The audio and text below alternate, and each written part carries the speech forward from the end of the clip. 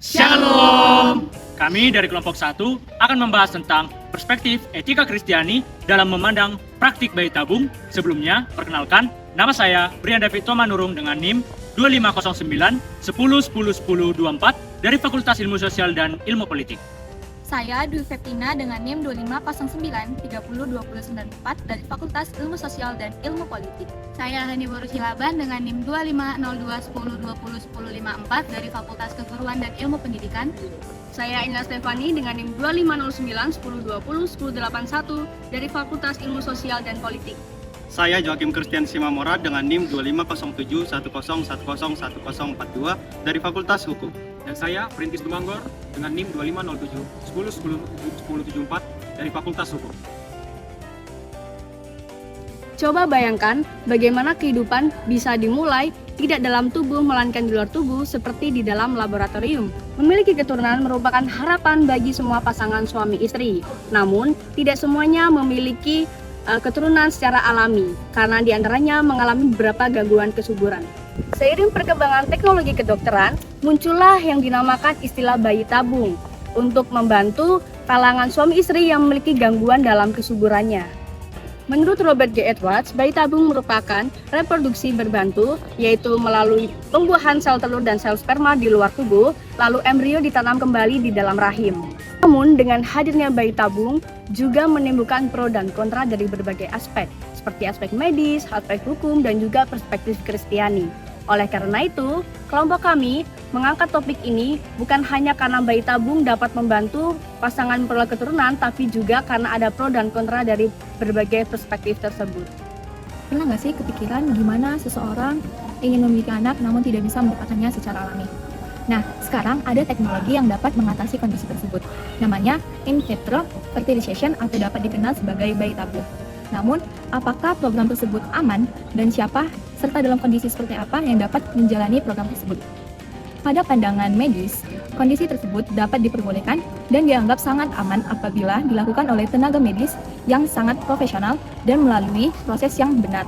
Yang artinya, program tersebut tidak bisa dilakukan secara sembarangan, namun ada aturan dan intensitasnya. Lalu, untuk menjalankan program bayi tabung, dokter menyarankan seseorang yang memiliki kondisi yang pertama pada wanita, yaitu saluran sel telur yang tersumbat atau rusak, yang kedua gangguan ovulasi yang seperti pisikos, dan yang ketiga endometriosis.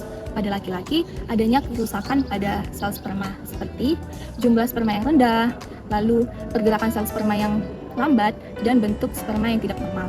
Adapun syarat dan ketentuan yang harus dipenuhi untuk melakukan program bayi tabung. Yang pertama, syarat medis. Rahim harus dalam kondisi yang sehat. Yang kedua, tidak memiliki resiko penyakit pada saat kehamilan dan memiliki cadangan sel telur. Yang kedua, syarat administratif, yaitu status pernikahan yang sah dan persetujuan antara dua belah pihak. Syarat yang ketiga yaitu syarat usia.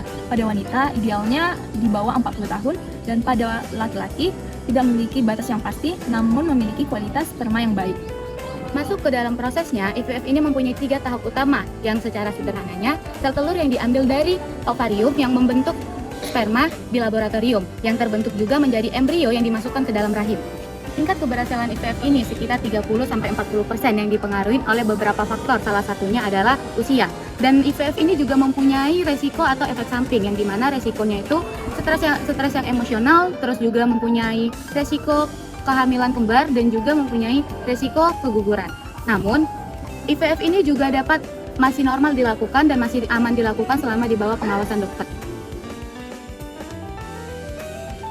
Setelah kita mendengarkan penjelasan mengenai praktik bayi tabung dalam perspektif medis, di sini saya akan menjelaskan praktik bayi tabung dalam perspektif hukum di Indonesia.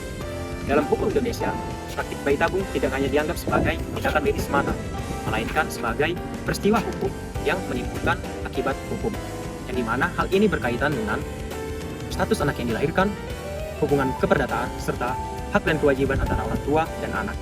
Oleh karena itu, pengaturan praktik bayi tabung dalam hukum Indonesia tidak dibuat secara sembarangan. Hukum di Indonesia mendasarkan praktik ini ke dalam beberapa prinsip penting, yaitu seperti asas kepastian hukum, asas etika dan moral, serta asas perlindungan terhadap anak. Yang dimana artinya aturan ini tidak hanya sebagai status anak dalam bidang hukum, tetapi juga berupaya untuk menjaga nilai-nilai moral yang terdapat dalam masyarakat. Praktik bayi tabung dalam hukum di Indonesia memiliki aturan ataupun dasar hukum yang jelas, yaitu dalam Undang-Undang Nomor 36 Tahun 2009 tentang Kesehatan, khususnya pada pasal 127, serta Peraturan Pemerintah Nomor 61 Tahun 2014, khususnya pada pasal 40 hingga pasal 44 tentang kesehatan reproduksi. Namun, legalitas dari aturan yang terdapat dalam peraturan hukum di Indonesia tidak bersifat bebas, karena dalam melakukan praktik bayi tabung di Indonesia memiliki beberapa persyaratan-persyaratan yang ketat, seperti harus dilakukan oleh pasangan suami istri yang sah, dilakukan dengan menggunakan sperma dan ovum dari pasangan tersebut sendiri, dan harus dan wajib dilakukan oleh pihak medis yang berwenang. Dari berbagai hal yang saya sampaikan sebelumnya, pengaturan praktik bayi tabung di Indonesia memang diperbolehkan, tetapi harus melalui ataupun menjalankan prosedur-prosedur yang berlaku dalam peraturan perundang-undangan yang ada di Indonesia. Setelah mendengar pemaparan dari teman saya tadi terkait perspektif medis dan hukumnya, pada kesempatan kali ini saya akan menjelaskan dari pandangan etika Kristen terhadap program bayi tabung. Dalam kekristenan, kehidupan manusia dianggap sebagai sesuatu anugerah yang berasal dari Tuhan, sehingga hal ini memiliki nilai yang sangat sakral sejak awal keberadaannya. Oleh karena itu, perkembangan di bidang teknologi yang berkaitan dengan proses penciptaan kehidupan manusia tidak boleh hanya diperhatikan dari sisi kemajuan ilmu pengetahuannya saja, tetapi juga harus mempertimbangkan dan memperhatikan dari sisi iman Kristen dan nilai-nilai moral yang ada.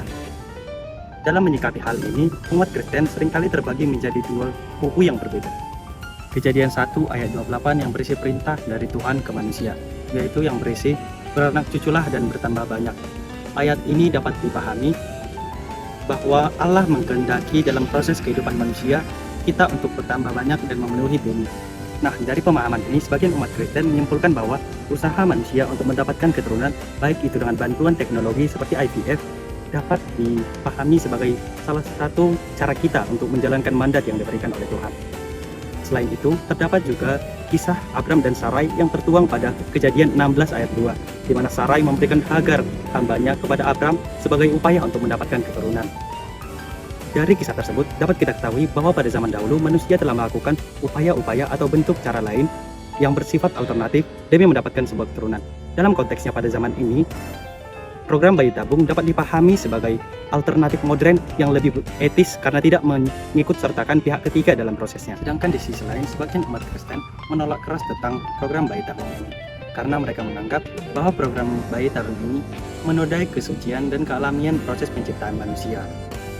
Hal ini sering didasarkan pada Keluaran 20 ayat 16 yang berisi salah satu hukum Taurat yang diberikan oleh Tuhan kepada Musa, yaitu jangan engkau membunuh. Karena proses IVF ini seringkali menghasilkan embrio yang berlebih yang sebagiannya akan dibekukan dan dimusnahkan. Padahal seperti yang kita ketahui bahwa embrio adalah fase di mana manusia mulai memasuki kehidupan sejatinya. Selain itu, proses pengambilan sperma yang dilakukan dengan cara masturbasi juga dipertentangkan oleh sebagian umat, karena dianggap memisahkan proses reproduksi dengan ikatan perkawinan yang alami. Maka dari itu, pandangan ini mengemukakan bahwa yang salah bukan hanya pada hasilnya, tetapi juga dari prosesnya.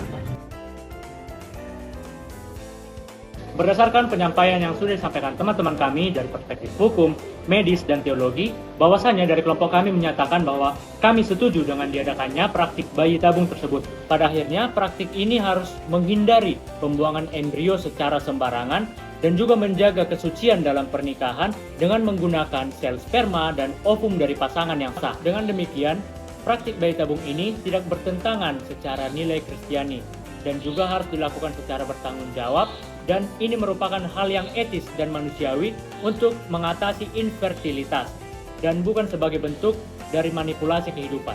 Sekian dari kelompok kami yang dapat kami sampaikan. Apabila ada kesalahan dan kekurangan mohon dimaafkan, dan kami ucapkan terima kasih. Shalom.